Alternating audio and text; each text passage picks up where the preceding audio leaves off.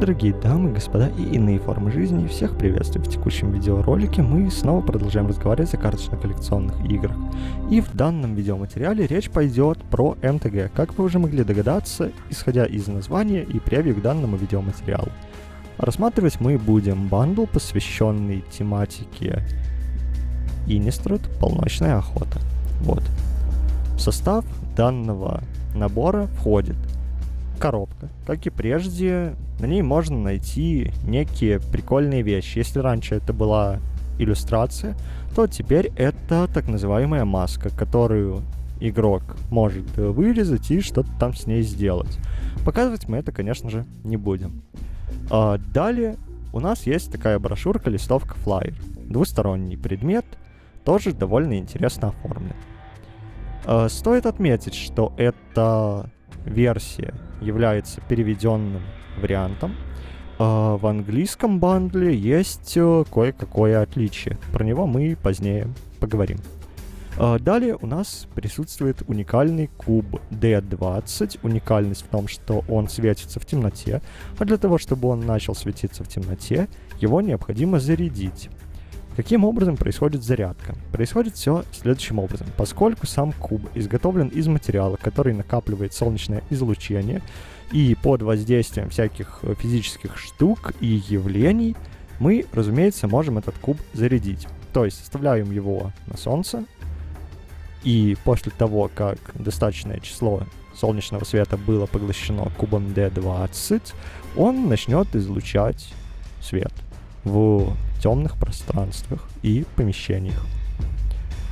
К сожалению или счастью, поскольку физические явления, такие как длина волны и прочие штуки, существуют, на видеоролике будет довольно тусклый фрагмент данного куба D20 в контексте его цветовой составляющей, и в реальной жизни он будет куда ярче. Вот. Что же дальше? Дальше у нас присутствуют бустеры выпуска в количестве 8 единиц. Их отличие от драфт-бустеров мы уже прекрасно помним. А если не помним, то сейчас появляется кадр, где как раз таки написано, что именно выпадает в этих сет-бустерах. Ну или же бустерах выпуска, кому как удобнее. Дальше основное отличие между английской и версией, которую вы можете лицезреть на своем экране. Здесь у нас запечатано 20 земель фольгированных, нефольгированных и карта. Все это в одном сборище карт. В английской же вариации вот это вот количество будет разделено на 2. То есть земли фольгированные и нефольгированные вроде как разделены.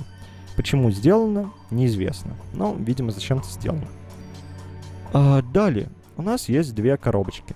Одна коробочка по умолчанию пустая. Вторая коробочка содержит в себе как раз таки куб D20, 8 бустеров выпуска и вот этот вот замечательный набор из земелек и остального. При этом внутри второй коробки присутствует еще и небольшая коробка, еще одна, которая, опять же, вынимается. Вот. Внутри самой крышки присутствует еще один разделитель, тоже съемная деталь. Вот. Ну и, собственно, по самим картам здесь довольно много двусторонних карт, и несколько механик выпуска было также добавлено. Помимо этого присутствует еще и две вспомогательных карты. Их вы тоже могли лицезреть на своем экране несколькими кадрами ранее. Говорить про сами механики смысла особого нет, поскольку данный бандл вышел уже довольно давно и наверняка не особо пользуется спросом, поэтому не будем останавливаться на этом моменте. Вот. Думаю, на этом все. Желаю всем удачи и хорошего дня.